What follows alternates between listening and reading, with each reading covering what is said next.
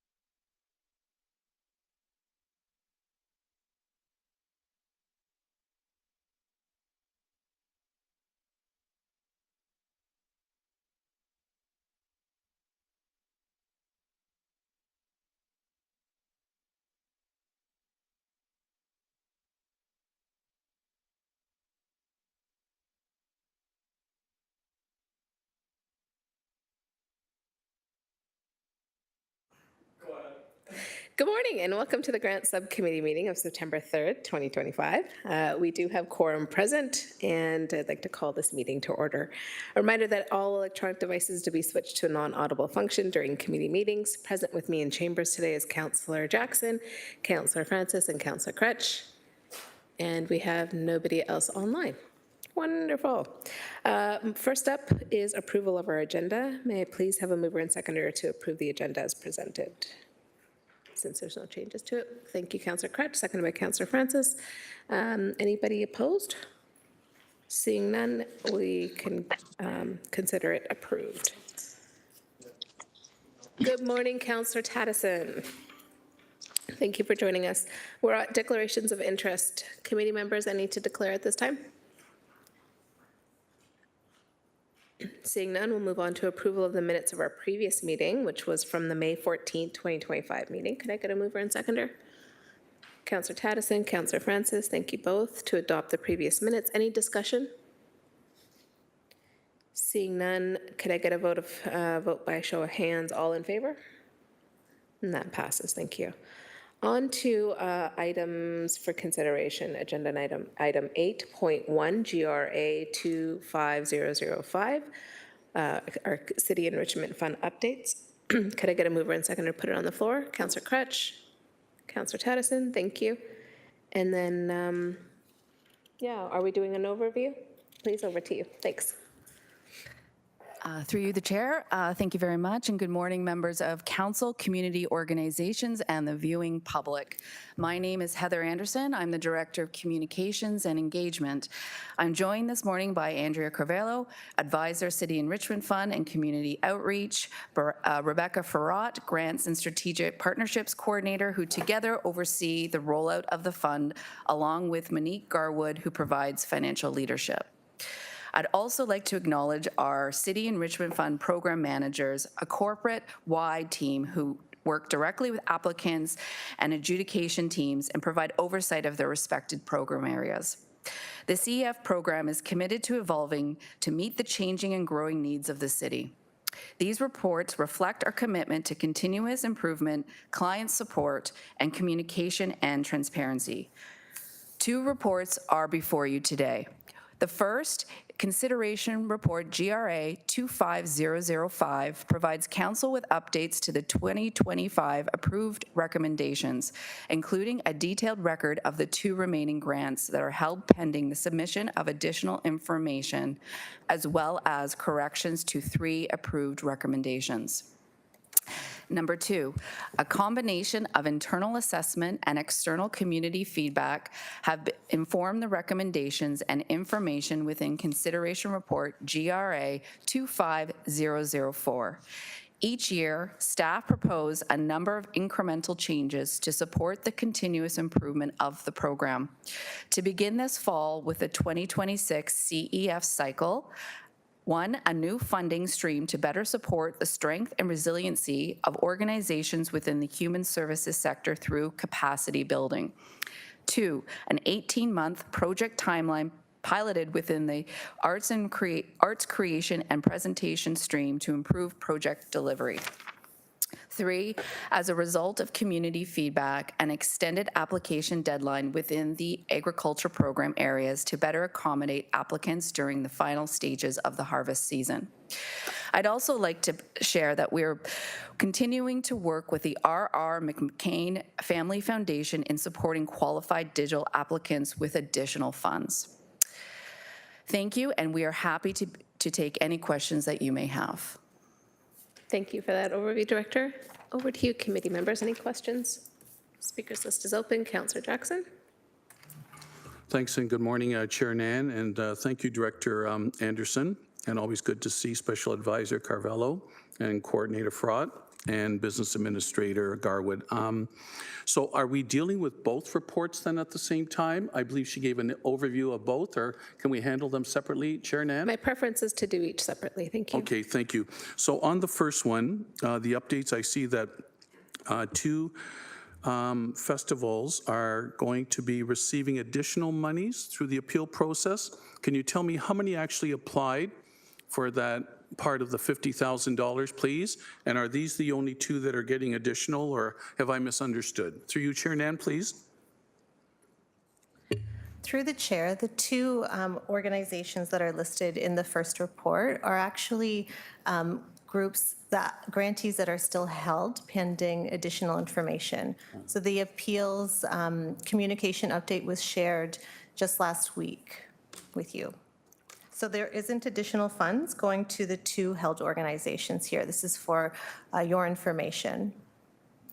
Oh, I see. So that is, Special Advisor, that is still an additional reporting back to this committee on the ultimate status of those two? Or is that just all kind of internal and said and done within staff? Through you, Chair Nan? Yeah, through the chair. To increase our communication and to support council with constituents and these applicants, we're wanting to share with you that we still have these two additional organizations where their 2025 grant is held, which will come into, which will be forfeited should we not receive the required documents by November 1st. Okay, understood. And you've still got the $50,000 that this committee set aside for these type of appeals? And are there other appeals pending? And that's my last question. Through the chair, the held organizations is separate from the appeals. It's with respect, these groups are held due to missing information from their 2025 application. Understood. The appeals process concluded in August. And? So we released the funds. There were, I believe my colleague Rebecca Frott will pull up the exact numbers, but the appeals process, we were able to fund a number of groups within the $50,000. That communication update, I'm happy to reshare it with you, Councillor Jackson. We did share it with all of council just last week, but we know it was a busy time. But it's not on this agenda, but it was No. shared via email. Yes, that's correct. Okay, my apologies then if I missed that, given summer schedules and time away. So I would look forward to having that resent to me, please. Thank you, Chair Nan, for this report. Thank you, Councillor Jackson. Next up, we have Councillor Taddison.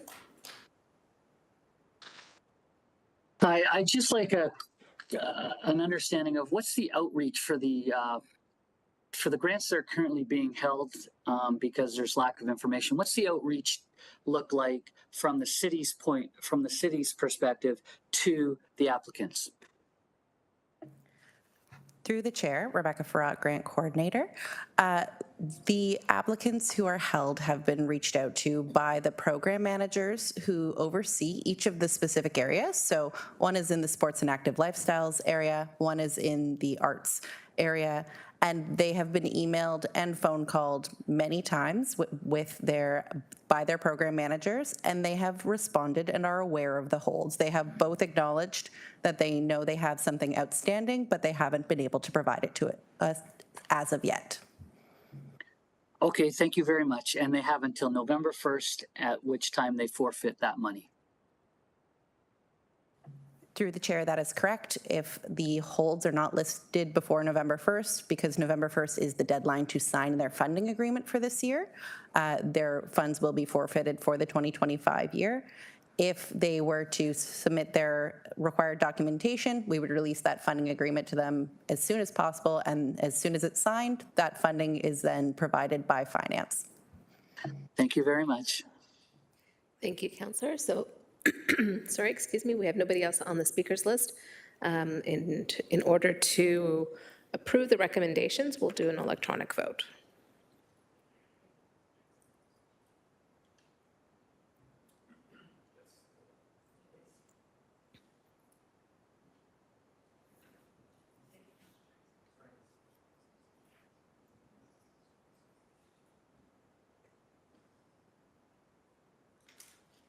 And that carries, thank you.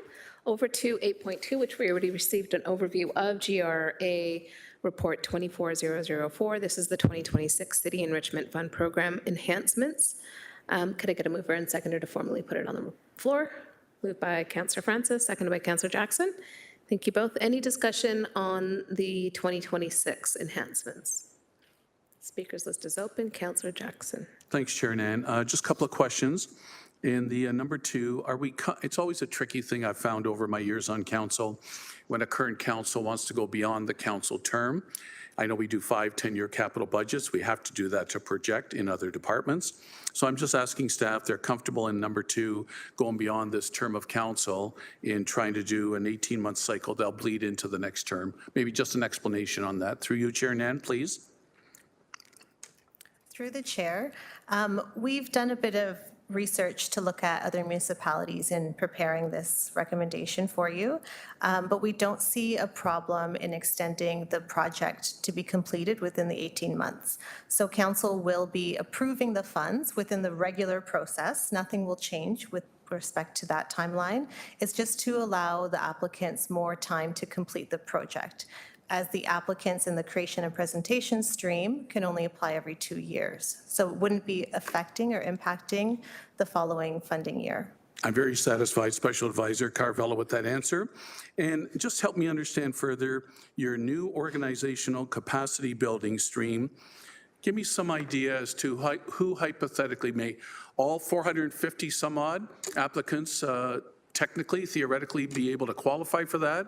Or are you targeting and zeroing in on specific categories? Could you just elaborate a little more on that? And that's my last question, Chair Nan.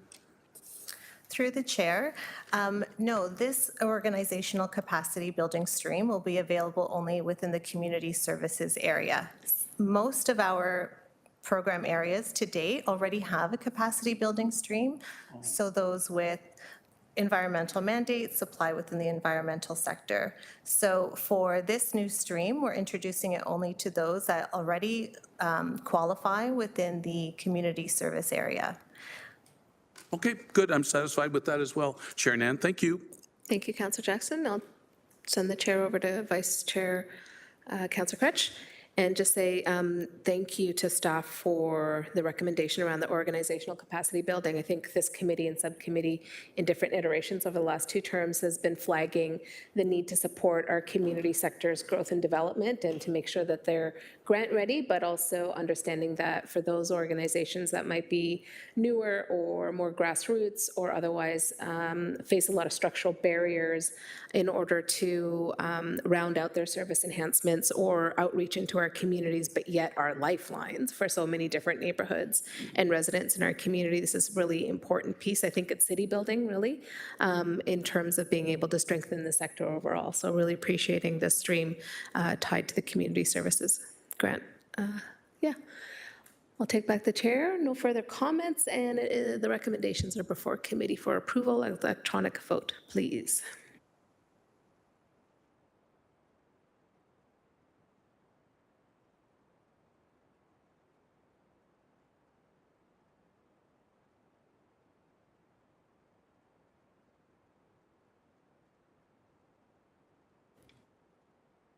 And that carries, thank you. No further agenda items, and therefore we are adjourned.